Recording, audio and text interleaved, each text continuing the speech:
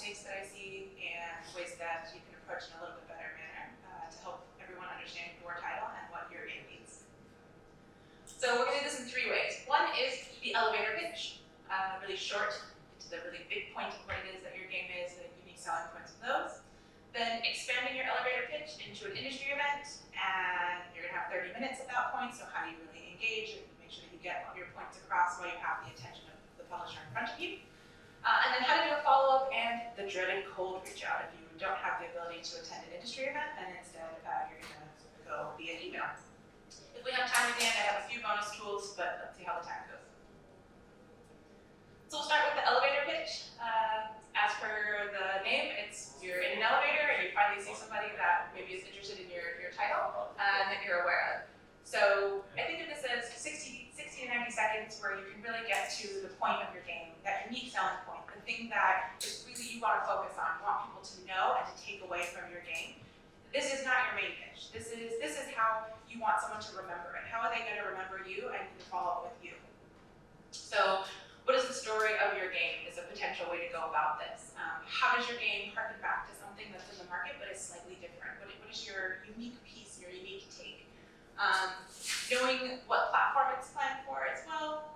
Again, mobile publisher, and I get approached by PC games pretty regularly, and then we don't really have much to talk about because it's not a platform that is one that I'm going to focus on. So really understanding who it is that you're speaking to and what they're looking for is incredibly important. Did I lose? Okay. As I said, similar to other games in the market, what kind of a game is this game? Is it an RPG game? Is it an idle game? What are you focusing on? What is it that you want the person to remember?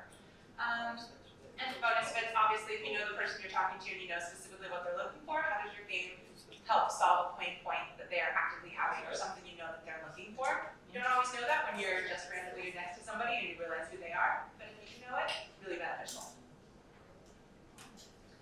So when would I use this? Industry event, you're waiting around for a panel that you see down below here, or you're at an after party, after hours event that happened, maybe you were there last night and you ran into somebody there. Not a time for you to make that big pitch, not a time for you to show your assets and your artwork, not a time for you to really get into all the details, but a time for you to give someone that information that is incredibly valuable and how do we get the point across about your game. And you have this moment to get to them.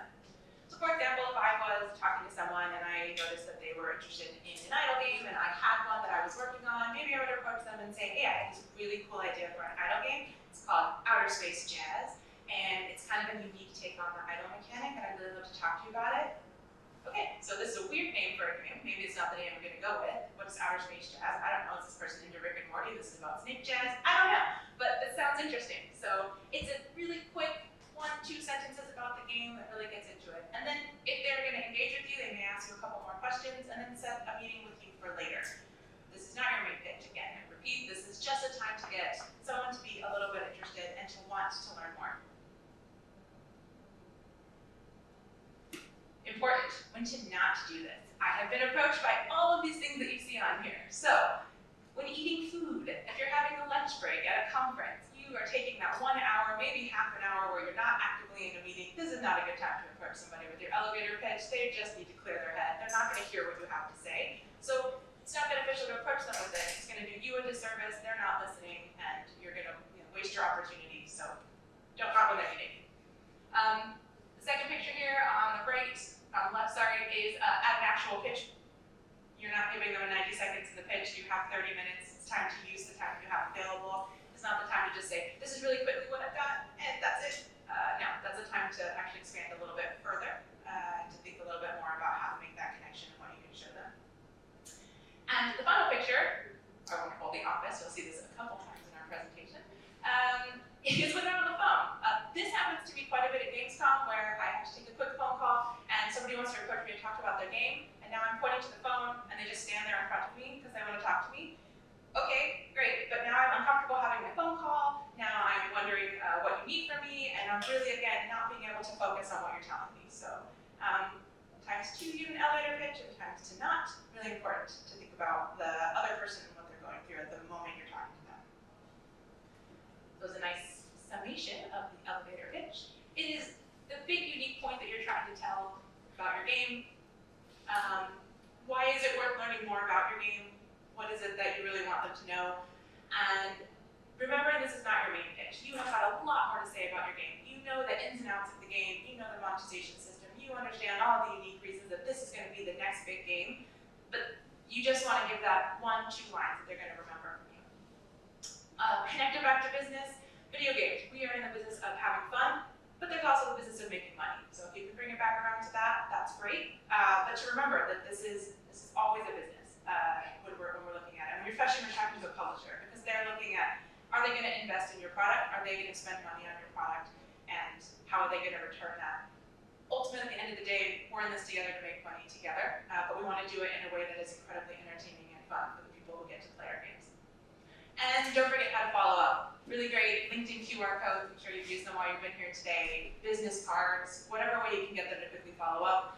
An interesting way when you're pitching is if you do decide to use a business card, writing the name of your game on the back so you hand it off to them. They remember the name of the game. They know how to follow up with you. Really straightforward ways to make it that your game doesn't get lost in the array of many games they're looking at. All right, so you've got that. You've got that 90 seconds, you got that 60-second pitch, you've got it down. So now you go to an industry event. There's a lot of them throughout the year. Many industry events. I've just put a few up here because they look pretty on a black screen, but there's so many more. I think there have to be at least 4 a month. You could probably find one every week that you could go to. But it's not, you're a small developer, you don't want to go to every single event. So really think about your product and where the publishers for your product going to be, because they're Pit Games Conference, here we are. What kind of game would you be pitching at this conference versus if you're going to Pocket Gamer and you're really focusing in on getting someone's attention for half an hour? How are you spending your time there? Going out to something like GDC, flying all the way to San Francisco, and being at the Moscone Center and the many hotels around there trying to pitch your games in a very crowded audience.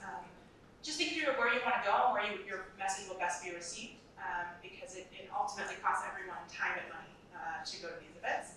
So you want to make the most of all of that. Okay, you've picked an event. Now what do you do? So before the event, if there's a meet to match, or in this case they use Pine, use it. It is really great to be able to have your schedule in front of you, being able to see. They mostly transfer to your calendars, so it's something very easy where you can schedule, block out yourself a lunch. Don't forget to block a lunch if you're scheduling these. I've definitely made that mistake before. Your afternoon meetings are difficult. So now into, if you're going to reach out to somebody, researching the company, incredibly important. So again, I mentioned that I have people pitching me games on platforms that I don't publish on. These are 30-minute meeting slots that I could have used for something where a potential business could be had. And now I like your game. I personally play PC games. This looks like a really cool game I want to play, but I'm not going to publish it. So kind of a bit of a waste for you and a bit of a waste for me. So in looking through how you would research another company, again using Pine or using Meet to Match, they have information about the company there. Any company of worth is going to have some kind of website that's going to give you some idea of what they're focusing on, and just having a way of understanding, yes, this is a good fit for me. You shouldn't be looking just for any publisher, you should be looking for one that knows your game. So if you have a hardcore game on mobile and you go to a casual publisher, they may be interested in expanding, but they may not know how to get your users. So maybe that's still interesting, but also maybe it's kind of pushing for both of you, and you're not going to get what you want out of it. So really doing a lot of research ahead of time helps both sides of the discussion. When you reach out, thinking about why they would want to meet with you. In any kind of sales option, you get the opportunity to help someone with their pain points, as I mentioned earlier, and focusing on how it is that you're going to resolve a problem for them. Publishers attend events to look for games. They want what you have, but it's very easy to say no. In fact, it's significantly easier to say no than to say yes. So let's work on how you can approach your game so that they want to say yes and they want to learn more about it. And then who am I asking to meet with? Are you meeting with the creative director? Because maybe you want to approach that question to have a meeting in a different way than if you're meeting a CEO of a company. They're going to be focusing on different things while they're at the event, so keeping in mind who it is that you're reaching out to really could help get that meeting to happen or not. These are just a couple examples that I've had of people reaching out to me for better or for worse reasons. So I'm just going to read a couple of them and kind of give you what is good and what is bad from the reach out. So the first one, hey Jamie, I see that LabCave is going to be attending this conference. Our team will be attending from dates, and we would love to introduce you to our software, which is providing games with a passport to Web3 gaming. I don't do Web3 gaming. There's nothing on my website that says Web3 gaming. There's nothing in any of my things that say that. that. So for me, this was an easy no, because I know that that's what they want to focus on is Web3 gaming. This helps them not to have a meeting with somebody who's absolutely not looking in for this type of game.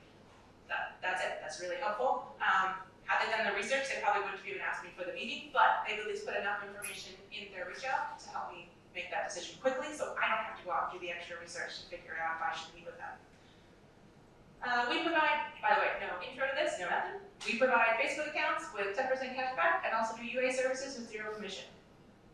Oh, okay, so, I mean, this is not pitching me a game. Maybe I like your service, maybe not, but now I have to learn a little bit about you. I don't know, this doesn't tell me enough. Jamie, I hope you're well. We at Blank are hoping to meet with you at Gamescom to go over our new title we're currently working on. Okay, I don't know the platform, I don't know anything about this game, so again, I have to go do extra research to determine if this is a good opportunity for me. We would love to meet and share knowledge to see if there's anything we can do to help. Again, I have no idea what that means. What are we talking about here? I don't know.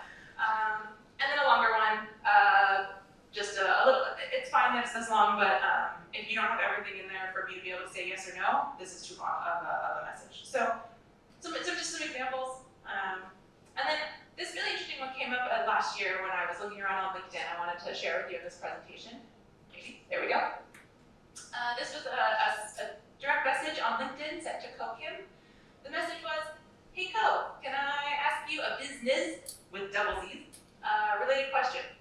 And her response to me, I think, really gets to the heart of what I was talking about earlier about making sure that the person understands why you want to talk to them and why you want to meet with them. So, no. But I'm going to help you with some feedback for future messages. So first, this message shows that you haven't done the research on a prospective customer, which is very true. That is a very odd thing to ask somebody. This is a woman who runs a company and does investment, and this is a very odd way of going about approaching her. And when sending me a message to a stranger, you only get one shot. Just like with the elevator pitch, just like with trying to get an event, meeting at an industry event, you get this one chance to get someone to want to hear about you and about your game. So don't get in your own way. What you have is interesting. Someone is going to want to talk to you about it. So really just, how does this relate back to them? Second, your message doesn't convey your offer. What will you provide me and help me achieve with my dream outcome? Their message doesn't tell you anything.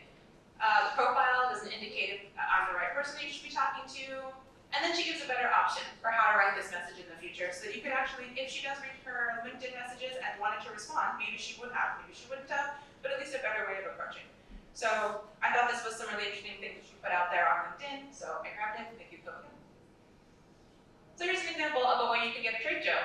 We'll go back to Outer Space Jazz. So hi, I'm from Jami, I'm from Company, and we have a casual mobile game called Outer Space Jazz. It's about a group of musicians who travel through space. The game uses an idle mechanic with a twist, and I would like to take you through a project and show you our playable. Looking forward to speaking. What does this tell me? The type of game is mobile, it's casual, it's an idle game, it's got a twist on the idle mechanic, and they have a playable. Fantastic, I would take this meeting. Because this is something where I know I'm going to be able to see the game, I'm going to be able to understand the studio a little bit more, and they've done the research to know that I am looking for casual games, which I make very clear on my own information. So, really interesting. Easy to get that meeting. Let's have it. Let's talk for 30 minutes. Tell me about your game.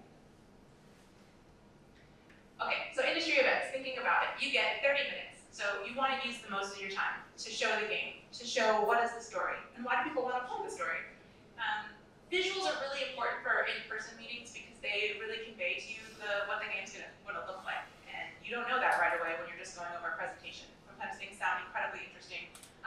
Sometimes the art style can be very detailed. Sometimes it's just a couple of some simple polys, depending on what you're trying to work on. So maybe this is a game that's going to require constant updating, which most of them do, and you don't want to have a large art cost because you don't have a lot of art assets with your team, and you don't have a large creative team. That's fine. So you have quick visuals that you can make rapidly. Sometimes you want to focus in on the specific colors, the way that the characters look, how they move around. All that's great, and you can show all of that during a meeting at an industry event. Gameplay, obviously important. You need to show what kind of game this is. How does this function back? How are we going to get the loops to work? What are the meta loops that lead into the monetization loops, which goes right into our next one, monetization style. How do you think that users are going to be spending the money in the game? How are they going to be pressed to do so? What are the different ways you're going to offer that? I'm a publisher who works on free-to-play games, and I do get approached by pitches often where people say, I don't know how we're going to monetize it, I'm leaving that up to the publisher. Immediately that tells me you're looking for ad placement and you're not actually building in a monetization system, because for a free-to-play game, you have to do that from early on. You want to have a really neat concept, but you want to figure out how are you going to get people to spend money on your concept. And if you haven't designed that from the beginning, it's going to feel bolted on. And so as a publisher, it is an actual risk factor for us as we work through looking to decide on if we're going to work with your game. Just as with your elevator pitch, you always want to have your unique selling point, the thing that you're always going to talk about, why your game is so great, what you're going to talk about. You've already got this established because you already have your elevator pitch ready to go, so you know what your unique selling point is and how you want to have other people understand it. If your game compares to the market that's out there, go ahead and bring it back. So if your game is similar to a game that's already there, that's doing well, that's okay. We don't want to see clones of games, but if you have the same structure of a game, or you have a game that is similar to something in the market, we can at least place it. And then the publisher can do research about that particular market. How are we going to approach user acquisition? How would we take this game and place it in the market? Is it unique enough that we want to get behind it?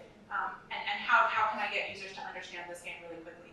It also helps when you eventually send me that playable and I play it, because now I'm thinking with that mindset, this is what you're going for, and I understand what you're trying to do with the game. And then why is it a good fit for the publisher that you're talking to? How does it fit into their portfolio? If you know that, if you've done that kind of research, and you can tell why they would want it. Additional items in the current market we're in. What engine is your game in? You know, we had those things happen with Unity last year, and it seems like they've gone back on that, but you'd be surprised now how many people are coming up with saying, now I want to work with the Godot engine, for example. That's fine, but tell me what the engine is, just so I know what I'm getting into as a publisher.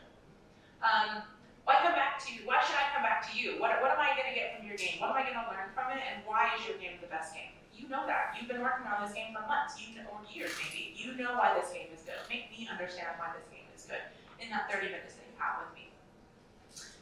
What do you need to get to market? This is incredibly important. Some people want a publisher for user acquisition. Okay, that's fine. But there's a lot more they can do for you. So be clear about what it is that you want. Do you want to have some help with data? Do you not understand how the users are going to come into the game? Do you need some assistance with influencers? What do you want for your game? Lay it out there. Let me know. Let me know what you need, because maybe this is a good fit, or maybe this immediately tells me I am not a good fit because it needs to work both ways. That we need to be the right publisher for you, and you need to be the right developer for us. Your team. Your team is really important. So if you're asking for funding, you're going to probably set up a milestone system with your publisher in order to complete certain things on time, and you will receive funding as you're able to do those things. So I want to know that your team is going to be able to get this product to market. Teams get behind, it happens in the development process, we understand that, but if you can possibly tell me why your team has already brought a game to market, that you know that you can make it a little bit further than the other team that I'm talking to, that is to de-risk your project for me, again, as I'm trying to make presentations internally to get people behind your game. Leave time for Q&A, because there's going to be questions about your game, and questions about your product, questions about why you chose to do something that you're doing. And then respect the time limit. When you're at an event, and I go back to thinking the next one I'm going to be at will be Gamescom, I am back to 30-minute meetings for hours. So I'm running off to the next meeting, trying to get to the next thing. So if you go over because you think your product is really interesting, great, but now I'm late for the next one, and my brain stops thinking about what it is that you're presenting to me, and instead is thinking about being late. So try to respect the time. You're going to follow up, you're going to have another touch point. This is not the only time you're going to get to talk to them. So again, thinking about industry events overall, there's a lot, as you saw in that original slide. So be careful which ones you decide to go to, because you don't need to waste your own team's funding on being at events that don't make sense if you're just pitching. If you're trying to do something else, absolutely go. But if you're actively pitching, make sure that you're at an event with a lot of publishers who want to look for your type of game. Minor research really helps with your reach outs. Be clear about why you want to meet with people. Keeps the time allotted. Speaking of how am I doing? Okay, I've got 5 minutes, so I gotta speed up. Okay, include visuals in your presentation. Expand your elevator pitch, and understand where you want to be. Be ready for questions. Okay, let's go. Follow-ups. These are really important. Post-trade show. My inbox is disgusting post-trade show. I've been getting emails the entire time that I've been at this event looking for games. That's fine, but if you follow up with me immediately after our meeting, your email gets lost. Because now you're in my inbox and I'm not going to check it right away. It's not going to happen. I don't have the time. I'm running off to the next meeting. I've got a dinner event. I've got an event after some kind of after-hours industry event. I'm not looking at it until I get home. So you're better off following up the following week after the event, because you're going to be at the top of my inbox, and I'm going to really be able to have time to look at your presentation. What do you send? If you give me your presentations, if you give a presentation to me, send me that presentation. If you've got an overview deck that tells me a little bit more in detail about your game, feel free to send that. An opportunity to play your playable is a really great way for me to follow up with you. So I will then have to reach out to you and say, please, I want to see it. Let me get into that beta. Let me see your playable. Put me in the test play. Let's play this game. Give them what they need to present internally. It is not a single person's decision most of the time if they're going to go with your game. I have pitched for games, I've had them pitched to me that I really like and I wanted to do internally, but I couldn't get enough buy-in from my team, so I had to say no. It happens. There's a lot of stakeholders, especially at a smaller company, where we need every team to want your game. So give me the best tools possible to pitch your game internally, because now you've done it to me, now I'm going to repeat that pitch. And if your game is live, if you have metrics that make sense, you can send those along as well. If your game is not live, if you do not have good metrics, do not send those. And also this picture is really funny because obviously I got your email, I just haven't responded to it, so yes.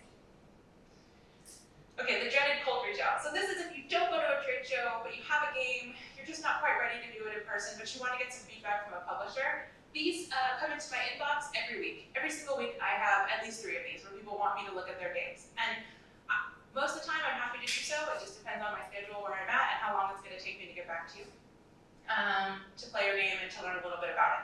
So some things to think about when you're doing this. Again, a little research. I think that's what we're going to take in this entire presentation, is a little bit of research goes a long way. Consider the other side, what it is that they're trying to do, what they want. You don't really know them that well, but you've maybe gone to their website, looked at their LinkedIn page, and maybe some of the other games they have in the market. So how's your game focusing on all of that?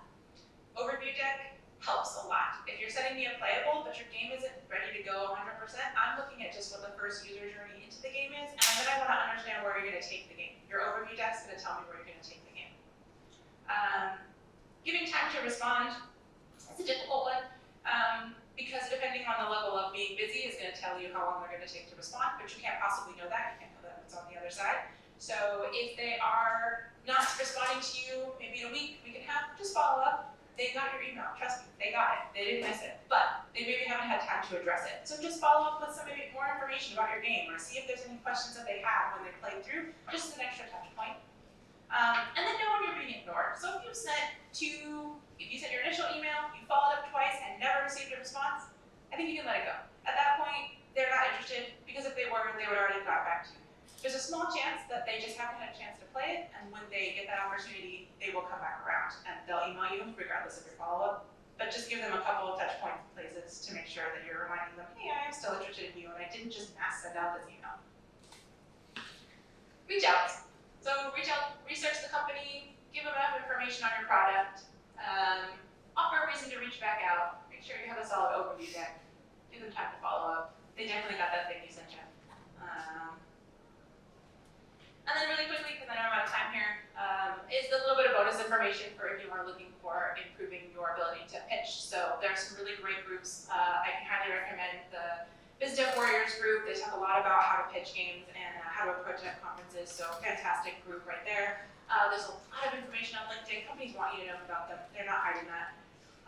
There's great industry emails that are fun to receive. Game dev reports, particularly good. They're usually really fast chunks of information from larger products that cost money, and they do a really good job of summarizing it. It's a very quick email, very, very good. Game makers, super juiced, they're all good. Podcasts, I'm sure 2.5 hours is going to plug for them, because they're a fun one to listen to, and they really get to the meat of breaking down games in the mobile space. Deconstructor are fun, another great email. And then there are pitch deck templates. So if you're not quite sure how to put together one for your game, these 3 right here are really great, and they come in different ways. So one's on Notion, Google Slides, and then fundamentally games is free online. That's it. Thank you so much. Do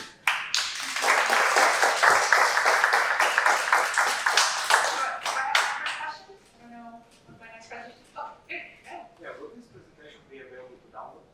I don't have it online. I don't know what the follow-up here is. I don't know. Yeah, you can send it over. You're allowed to. Okay. Yeah, it's my presentation, so yeah, I can put it somewhere.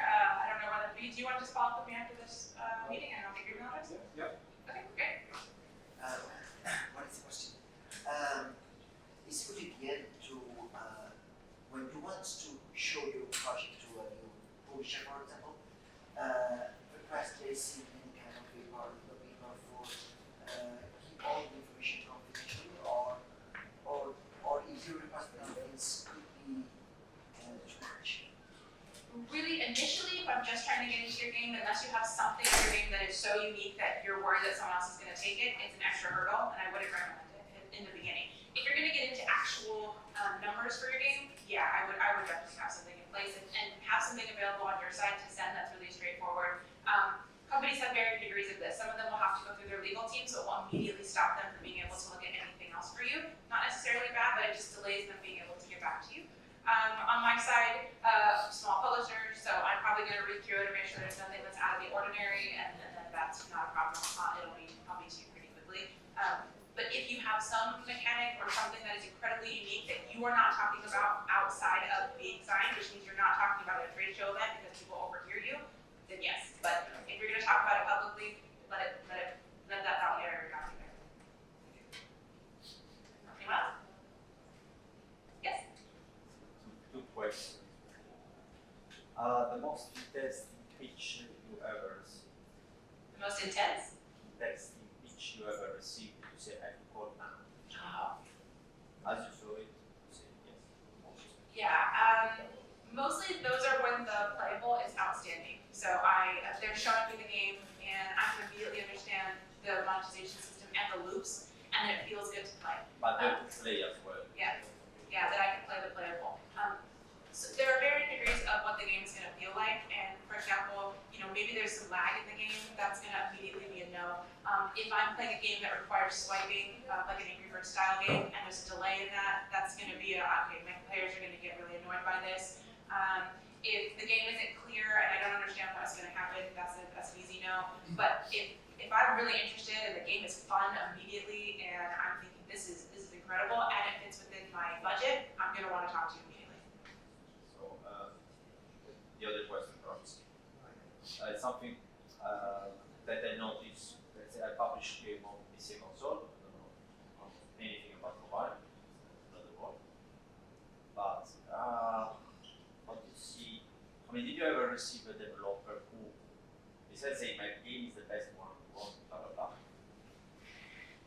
My game belongs to a gender where users are willing to change game. I'm playing, for example, the game number one, and I stick with game number one forever because I don't care if the gender in this way. There are some specific gender like PC on PC that there's some people they don't swap from gender to another one. They stick with one game from at least 10 years ago. They keep playing this one. I mean, I can come with something. Whereas there are other gender where people like to try. Okay, this game is like this. It's always the same gender. I know crafting, just to say. But I like to try mini crafting games. So that's something also in mobile. So I think users jump around a little bit more in mobile, but I was actually talking to Chris back there about that's how we're still playing old Supercell games that we really enjoy. And I'm in my original Clash of Clans plan. I mean, that's been going on for forever. So there are games that I think people stick with. But then if you're trying to, getting to the point of what you're saying is if you're trying to get users that usually are in one area and you can get them over to your game, that's really important to say in your pitch. And tell me why. Tell me how those users would come over into your game. So you're getting at a market that maybe doesn't usually move, but you've got a way of getting them to move. I'd be interested to hear that. And I think that would transfer over in mobile as it does in PC console. For instance, if there are gender where people don't see. I mean, for sure, look, this game, because people don't change it. Well, if you know for sure no, then I'm going to say probably no at that point, because we know they're not going to move out of it. But I think you'd be surprised that people like to look for new games as well. I don't know the mobile. I don't know all of them, but in PC, some people are really, let's say, like focused. So I guess there's not a yes or no here, because if they're stuck in one game and they're never going to move and there's absolutely no way, then no, I'm not going to want to talk to you about so many it. people say, my game will be the next Battle Royale. There's a lot of those. Yeah. Okay. All right, I think I'm going to finally give up the mic here to the next presentation. So thank you so much. I really appreciate your time.